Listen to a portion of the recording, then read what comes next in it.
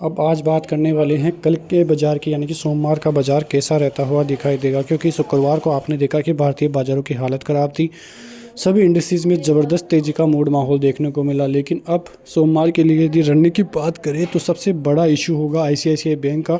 क्योंकि ICICI bank के नतीजे बहुत ही शानदार आते हुए दिखाई दिए थे। शानदार का मतलब कि जो अनुमान है उससे बेहतरीन मुनाफा आया, एनआई में ज़बरदस्त ग्रोथ हुई। उसके अलावा जो घाटा था वो भी कम होता हुआ दिखाई दिया, मतलब कि जो डेप्थ था वो भी कम होता हुआ दिखाई दिया है। तो सभी चीज़ें काफ़ी ज़बरदस्त तरीके से जो आईसीआईसीआई बैंक है उसके लिए पॉजिटिव रहती हुई दिखाई दी है। तो सोमवार को हो सकता है आईसीआईसीआई बैंक गैप अप देखने को मिले, 2 से 3-4% तक की तेज़ी भी देखने को मिले। लेकिन ऊपरी लेवलों पे यदि टिक जाता है आईसीआईसीआई बैंक तो फिर ज़बरदस्त तेज़ी का मूड माहौल रहेगा। उसके अलावा यदि साथ में एचडीएफसी बैंक भी चलता है तो फिर बहुत अच्छी और पॉजिटिव खबरें आती हुई बाज़ार से दिखाई देगी। और हो सकता है बैंक निफ्टी में एक ज़बरदस्त रैली का मूड माहौल भी देखने को मिले। लेकिन कुल मिला के बात करें तो यदि वो ऊपर के लेवलों पे टिकते हैं तभी जाके बात बनेगी, वरना फिर ऊपरी लेवलों से यदि गिरावट होती है तो नीचे की तरफ भारतीय बाज़ारों में फिर से एक बार से नीचे का ब्रेकआउट आता हुआ दिखाई दे सकता है। इसलिए थोड़े सतर्क होकर रहिए। अभी जो बाज़ार में रैली आती है या रिकवरी आती है तो उसको एक तरह से तेज़ी का रुख हम नहीं मान सकते, क्योंकि जब तक बाज़ार सही लेवलों के ऊपर कॉल राइटर्स के जोन के ऊपर नहीं निकलेगा तब तक हम ये बात नहीं मान सकते कि भारतीय बाज़ारों में रिकवरी है या तेज़ी का मूड माहौल है या बॉटम बन चुका है। आने वाले दिनों में भी इसी बात पर हम गौर करेंगे। लेवलों की बात करें तो आप यहाँ पे देख सकते हैं स्क्रीन पर कि 24,500 और 24,600 का लेवल काफ़ी इंपॉर्टेंट रेजिस्टेंस जोन है। यदि वो निकलता है तब जाके बाज़ार में बात बनने वाली है। सपोर्ट जोनों की बात करें तो सपोर्ट जोन में जो 23,900 का जोन एक ज़बरदस्त सपोर्ट जोन है, यदि वो टूटेगा तो फिर बाजार 23,000 की तरफ आता हुआ दिखाई देगा, जो कि 200 एक्सपोनेंशियल मूविंग एवरेज, क्योंकि यहाँ से 800 पॉइंट की दूरी पर नीचे की तरफ है तो वहाँ तक सपोर्ट लेता है बाजार, तो अच्छा खासा करेक्शन और एक हेल्दी करेक्शन वहाँ तक माना जाएगा। बैंक निफ्टी की बात करें तो बैंक निफ्टी के हालात भी अच्छे नहीं हैं, लेकिन एचडीएफसी बैंक काफ़ी अच्छा कामकाज करता हुआ दिखाई दे रहा है। और जो रिजल्ट आईसीआईसीआई बैंक के आए हैं वो भी काफ़ी अच्छे आए हैं, तो उसका इम्पैक्ट कल भारतीय बाज़ारों पर पड़ना ही है।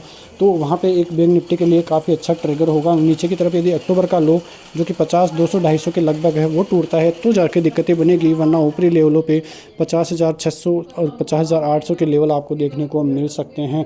उसके अलावा आप देखें तो जो ग्लोबल फंड्स है उनकी नज़र भारतीय मार्केट पर है। इसके पीछे का रीज़न ये है कि जो 2020 है उसके बाद से सबसे बड़ी गिरावट यहाँ पे अक्टूबर के महीने में देखने को मिली है और बाज़ार में अच्छा खासा हेल्दी करेक्शन भी हुआ है। तो ये करेक्शन आने वाले दिनों के लिए काफ़ी अच्छा साबित हो सकता है।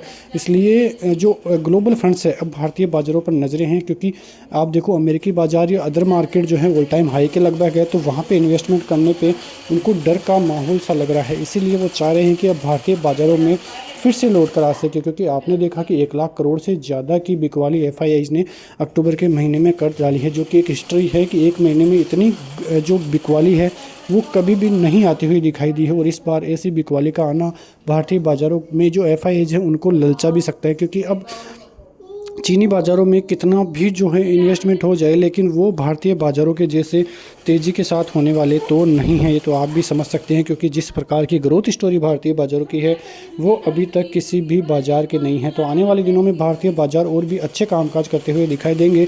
Q2 भारतीय बाज़ारों के लिए काफ़ी नेगेटिव रहा और इसी वजह से भारतीय बाज़ारों को काफ़ी बड़ा झटका भी लगता हुआ दिखाई दिया। लेकिन अब जाके भारतीय बाज़ारों के हालात अब धीरे धीरे ठीक हो रहे हैं। कई शेयरों में 40 से 50% तक की गिरावट देखने को मिली थी और वो गिरावट कितनी सस्टेनेबल है ये आप भी जानते हो, क्योंकि जो रिटेल निवेशक है उनको किस प्रकार का गाठा लगा है और किस प्रकार से उनके पैसों की बर्बादी हुई है, वो अपने पोर्टफोलियो में झांकने से भी डर रहे हैं, क्योंकि उनको जिस हिसाब की गिरावट देखने को मिली है वो काफ़ी भयंकर गिरावट थी। और ऐसी गिरावट बहुत दिनों बाद उनको देखने को मिली है। जो साल भर की तेज़ी थी वो केवल 1 महीने में गायब हुई है और उनको ये मालूम ही नहीं था कि ऐसे भी बाज़ार गिर सकता है। तो ये सभी चीज़ें भारतीय बाज़ारों के लिए काफ़ी अहम साबित होने वाली है।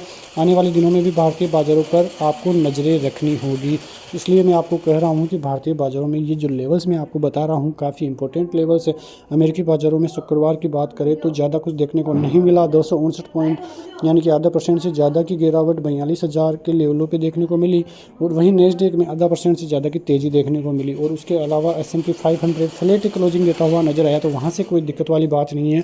वैसे एक बात तो है कि अमेरिकी बाज़ारों का इम्पैक्ट 1 महीने से कुछ ज़्यादा देखने को नहीं मिल रहा है। यहाँ पे भारतीय बाज़ार अपने तरीके से ही कामकाज कर रहे हैं। चीनी बाज़ारों का फ़र्क पड़ा, एफआईआईज का फ़र्क पड़ा, जो इजराइल और ईरान का युद्ध है उसका फ़र्क पड़ा।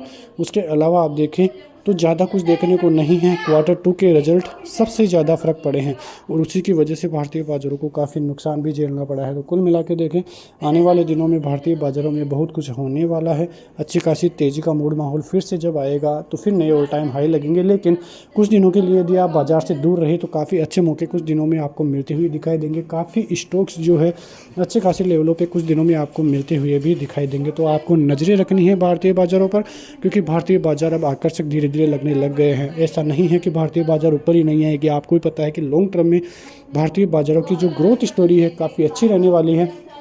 तो इसी के साथ आप देखो तो भारतीय बाज़ारों के हालचाल काफ़ी जो है नेगेटिव इस समय पे हैं। थोड़े दिनों यदि आप स्टॉक वाइज डेटा को ही देखें तो काफ़ी अच्छा रहेगा, क्योंकि अब स्टॉक्स के जो वैल्यूएशंस है काफ़ी आकर्षक धीरे धीरे होते हुए नज़र आए हैं। लेकिन कोई स्टॉक्स आप देखोगे तो इंडेक्स में तो करीब 8% की गिरावट हुई है, लेकिन स्टॉक्स में 25 से 30% तक की गिरावट कई स्टॉक्स में निफ्टी 100, निफ्टी 50 के अलावा देखने को मिली है।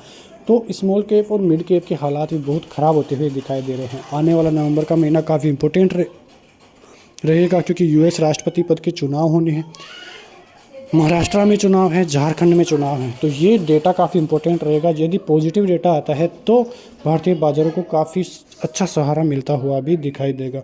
तो ये सभी चीज़ें काफ़ी इंपॉर्टेंट भारतीय बाज़ारों के लिए रहने वाली हैं और आने वाले दिनों में भारतीय बाज़ारों के वैल्यूएशंस काफ़ी अच्छे भी होते हुए दिखाई देंगे।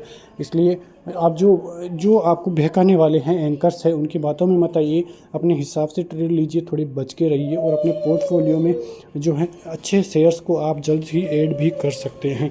तो ये सभी चीज़ें भारतीय बाज़ारों को इम्पैक्ट करेगी। तो ऐसी खबरों के साथ मिलते हैं नेक्स्ट वीडियो में। तब तक के लिए नमस्कार, जय हिंद, जय भारत, वंदे मातरम।